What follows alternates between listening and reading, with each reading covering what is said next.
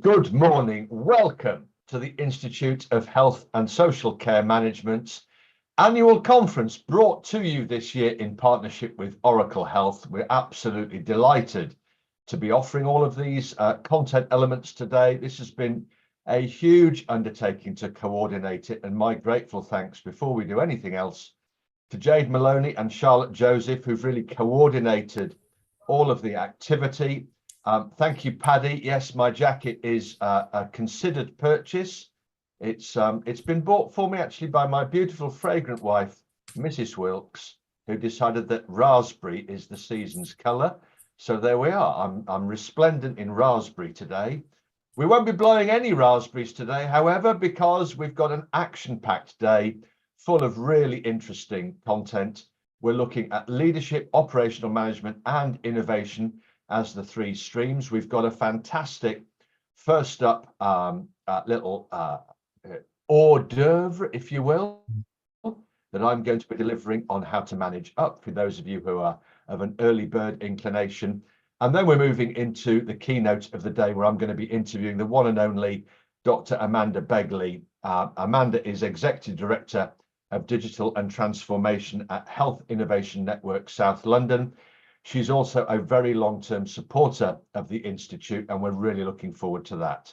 Can I just say, if at any stage you are struggling to figure out where you need to go for the next session that you're particularly interested in, then please, through the chat, contact Jade or Charlotte. They will be able to direct you, or Sue for that matter. They will be able to direct you accordingly, and we'll go from there. But these things are always at the mercy of technology. We know that. It's not like if it was me and I was there in person doing this. You know, I'm the king of flip chart. Today, I'm beholden to PowerPoint and the exigencies of all the technology that Jade and Charlotte have mastered. Has anybody got any questions before we start? Is everybody happy to be here? Please just confirm that we've not got any hideous technical issues confronting people before we begin. All right, I will take that as permission in that case. Having done the welcome, I think I'm just going to breeze straight into the first session, to be quite honest, which is all about how we manage up. We're looking forward to doing this. This is a topic that regularly crops up when I'm going around the country doing our various workshops. I have prepared a brief PowerPoint analysis to help with this, so please bear with me. This is my normal way of doing things, but I'm sure we'll be fine. Okay, so the first thing I want to just consider in the context of how to manage up is what on earth we mean by up.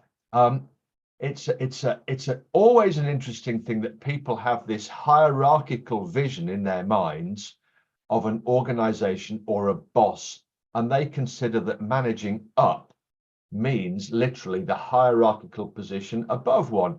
But actually, if you think about it, it could be sideways to peers who may be more experienced than you, or have greater skills than you, or a greater understanding of a particular situation. Or it might actually be outside of your immediate team. It could be to other teams with whom you're required to interact and communicate, for example, in the context of an ICB. And you're kind of uncertain about them. You've not met them particularly well before. You don't have an established relationship. So far as this session is concerned, it's all of those things, okay? So I'm not going to discriminate around some kind of vertical hierarchy. This is just how you can interact with and manage to anybody who you perceive as maybe a little bit more experienced or skilled or aptitude heavy than you might be, okay? And really, what are we trying to do? Well, if we're serious about managing up, we've got to decide, well, what are we trying to manage? Would anybody like to unmute and shout out what they think we mean by managing up? What are we actually referring to? If we're serious about doing this, what are we trying to affect? Would anybody like to shout out? Trying to manage expectations, John. That's a good start, and I'm grateful that somebody has been brave enough at the beginning of our conference today to unmute and speak. It wasn't quite what I was looking for, but that's no big thing. Anybody else like to have a go? I think for me, managing up sort of means if you sort of see some behaviours that are perhaps not how you would do it or what would like to see, you model those behaviours in yourself, and then that's what I perceive as managing up. So forgive me, I can't see who's just said that. It's Julie Lancaster, sorry. Hello, Julie. Lovely to have you with us. You are the first this morning and the entire conference to stroke the skirt of genius, because you're I knew you were going to say that, Jon. This is about behaviors. This is about what we're trying to do essentially is to manage somebody's behavior. And that's at the heart of all of this. Just kind of expressing a comment or expressing an opinion in respect of managing up doesn't really take us terribly far. What you're trying to do is materially affect their behavior in respect of how they interact with you. And I just think it's really important that we understand from the outset that management is typically about altering or informing behavior of people so that they adapt or change or improve, such that our relationship can foment trust and all of those other wonderful things. All right, so let's be clear in that regard. I thought you might enjoy this. I thought we'll get everybody smiling this morning, because I thought we'll put up a fine photograph this morning to further illustrate my point. This, believe it or not, is my youngest son. His name is Michael. This was taken when he was very tiny. He was 5. And we took the decision, with his consent, to enroll him in the Taekwondo Association of Great Britain. And this is him when he'd completed his first little kind of show, as it were, and they gave him his orange belt and they tied that rather elaborate Korean bandana around his head. And then they took the photograph of him, and he just looks gorgeous, I think. But come on, in the context of behavior, what do you think Michael really enjoyed and wanted from his exertions within the Taekwondo Association of Great Britain? Would anybody like to speculate? Because this is a really important facet. If we're serious about managing up and managing behavior, we need to understand what we need to have at the root of our approach. Would anybody like to speculate? Why am I going on about this? Everybody's stunned to silence by the gorgeousness of this little boy in his Korean bandana. By the way, I've got no idea what it says on it, but it was covering up a rather elaborate bruise in the middle of his forehead that his big brother had committed on him the evening before. So there we are. Achievement. Well, do you know, I'm going to take that. Who's that? What's your name? Peter. Peter, thank you. And forgive me, I just can't see who's on screen contributing. But Peter, you're right. This is about achievement. It's about goals. It's agreeing with the people with whom we're interacting. What are they trying to achieve in respect of their relationship with us? And we need them to understand what we're trying to achieve in respect of our relationship with them. In the context of the Taekwondo Association of Great Britain, I can tell you now, the only thing that Michael Wilks wanted to get out of this was fun and the opportunity to shout heck at the end of every kind of coordinated move that he'd done. That was it for him. He wasn't interested in kicking the heck out of any little opponent with whom he was obliged to have a bout. He just wanted to have fun, as, to be fair, did all of the other little people. So let's get that clear. What we're really interested in here is establishing the goals that we're trying to achieve with the people who we're trying to manage, and them understanding what goals we are trying to achieve, and then trying to connect the two so that from a behavioral aspect, we're all on the same page. Does that make sense to everybody? I'm getting kind of the odd nod is taking place here. So let's have a look. I want to take us through the model that when we're out and about, when Sue and I are out and about delivering training on managing up and having difficult conversations with people, maybe on the just basics of giving effective feedback to people. This is the model that we use. I'm going to take you through it right now. So would anybody like to speculate what effective feedback is to somebody? And this is whether we're managing up, sideways, across, down. It really doesn't matter. What is effective feedback? What does it do? I'm going to have a look in the chat because people may be putting stuff in the chat if they're not quite brave enough. Anybody like to have a go or unmute? Just shout out. I'm perfectly happy to do that. Encourage, says Louise. Thank you, Louise. Lovely to have you along with us today from sunny Lincolnshire, I hope. Katie says highlight strengths and address areas for development. Close there. Close. Ethan says specifics. All right, here's where we're getting to. Okay. Effective feedback does one of two things. It either changes somebody's behavior or it continues their behavior because it's good. In other words, one, we're looking to change behavior because it's not so great. The other, we're trying to encourage continuation of behavior because it's fabulous. Do you get the idea? That is the only purpose for effective feedback and managing up, sideways, down, across, whatever else it might be.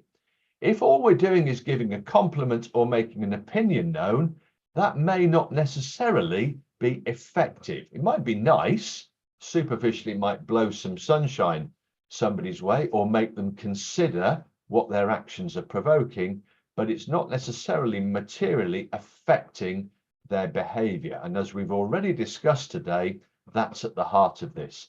So come on, little exercise. Some of you I bet have been on this before. What do you think the first E stands for? If I'm trying to start some feedback with somebody where I'm trying to manage up, what do I start by giving?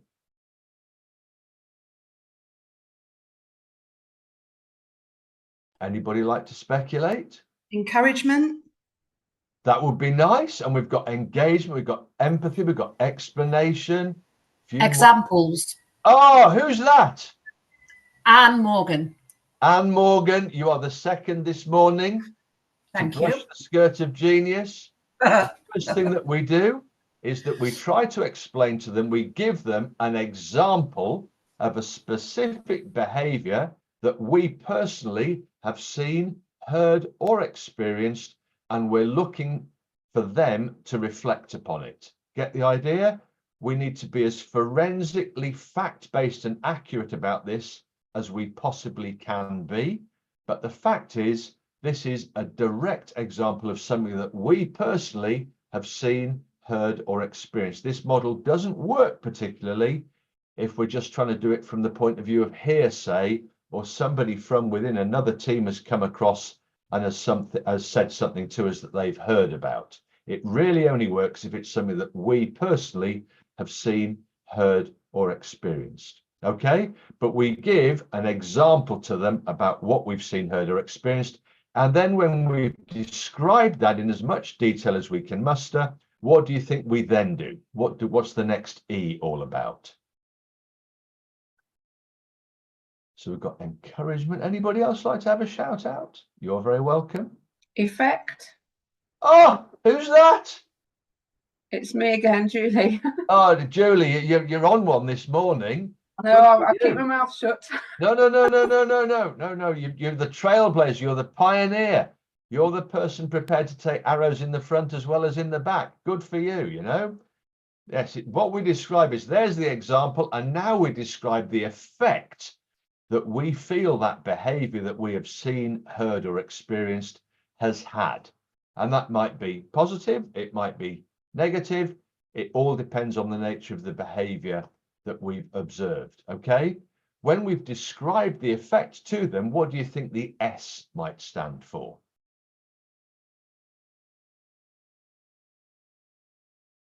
Support, says Anas. No, not quite, Anas. Good try. Solution, Bernie, not quite. It's far more nuanced than that. Sustain, Simon, no, not quite. Let me put it this way. If I've just described to somebody the example of their behavior that I've seen, heard, or experienced, and then I've explained to them what I feel the effect of that behavior has been, who's done all the talking so far? Me. So the S stands for Silence. shh. Just look them in the eye and you're giving, well, what do you think you're doing by being silent at that point? You're letting them speak. We're giving them the opportunity to respond. If you think about it, they may take issue with the example of the behavior and they may try to rationalize it, but they can't argue that it's a fact it happened because you personally saw, heard, or experienced it. So typically they might try to rationalize it. What they may take issue with is the effect that you consider the behavior might have had. They may try to downplay it, or they may be absolutely delighted with it. Who knows? But really, they're the two key things. They'll either try to rationalize that behavior or they'll take issue with the effect. But the fact is, the behavior is the behavior. You saw, heard, or experienced it. There may be a nuance around the effect, but ultimately we go into the silence, we let them respond. But then we're going into working it back to, okay, on the basis of our conversation, I really either need that behavior to change in future because of the reasons that I've given, or do you know what? It's fabulous. I'd love that to continue. And this is perfectly acceptable in a managing up situation. Don't be concerned about this at all. Okay. It's a perfectly effective, long-standing means of managing anywhere in any direction. Okay. Because fundamentally, it's fact-based. We're basing all of this on the direct example of the behavior that we've seen, heard, or experienced. What do we think, folks? People appear to be struck dumb once again at this stage. Isn't it, Brill Louise? You could use this. You could use this. What do you think might happen if we're managing up and it's a difficult conversation that we're having? We've paid attention to a behavior that actually it's not so great, and we're just feeling that we've got our courage and we've thought, you know what, I'm going to tackle that today. I'm going to use the IHSCM model, and you address a specific behavior with somebody, and then you get to the effect, and then you go quiet. And what do you think might happen? Adam, you've put challenge. It might be even more frenzied than that, to be quite honest. It might be outrage. It could be, how dare you? How dare you raise this with me? I've been here all this time. You've been here 10 minutes. You are from a hierarchical point of view, you're in a junior position to me. I have every right to behave like this. Blah, blah, blah, blah, blah, blah, blah. They're going to try to justify, rationalize that behavior to you. What do you think we do should that happen?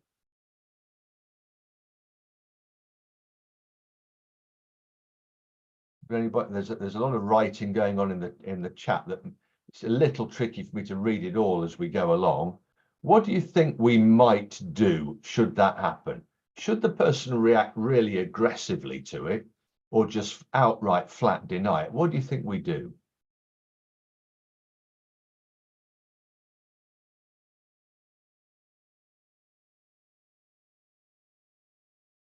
Well, David, I think you've put in the chat, you've put explore why. So I think that's a reasonable counter to it. I might go back and say to them something along the lines of, I'm disappointed that you choose to react this way.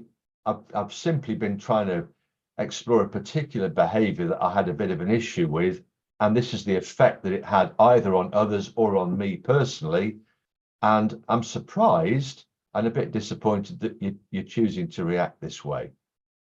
And Katie, you're right. Charlotte, you're right. Stay calm, listen. Just give them the opportunity to try to rationalize their behavior. Typically, in my experience, if they do react in that rather aggressive, confrontational manner, the typical reason is they can feel that their personal bubble has been pricked.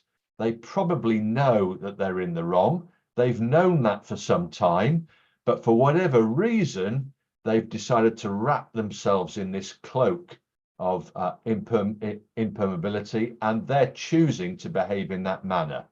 So, Sababa, you might be right there. They might deflect it to you and try to make out that it's your fault. My advice is stick to your guns. Use the model as your friend. Just go back to the example, the specific behavior that was a fact. Reinforce that, explain the effect that it had on you, then just go straight to, and actually, I do rather need it to change in future if we're going to get on. Get the idea? And it takes some courage and bravery. I accept that. May I just point one really important thing out here? In all of my career, and I've used this a lot, this is an 8-to-1 model. Would anybody like to speculate what on earth I might be meaning by an 8-to-1 model? So look at the bottom, change continue. Not quite, Dillis. It's, I think, well, if I may, you rarely use it to challenge. Use it once to challenge and 8 times to actually reinforce behavior. Yeah. So you're pointing out when you're managing up, you win trust over time as much as anything else by saying, actually, I saw what you did today, or in a presentation, or in a team meeting, or when we were talking to that patient group, or whatever it might be. This is the effect that I think it had, and I thought it was really fantastic. Using it 8 times for that type of feedback to the one where you're saying, actually, there's a bit of an issue that we just need to discuss. Do you get the idea? So please don't take this away as when we're managing up, all we ever do is challenge. Nonsense. Yeah, if we're serious about managing up and we want to win trust and a long-term relationship, actually, if you think about it, what you're trying to do is foster a spirit of understanding and giving each other credit. It works beautifully. Okay, I'm going to stop sharing here because really I'm just going to pop my, there we are. I'm going to stop sharing. There we are. We're back in the room. How was that for everybody? Interesting little start to your day. Some of you have been sipping away at your tea. Some of you may even have been munching on a piece of toast with some marmalade on it. Some of you may have even been to Waitrose this morning and your wife's brought them back a box of mince pies and you've already had one. Who knows what may have happened while I've been delivering that? But what do you think? Was that an okay start to our day?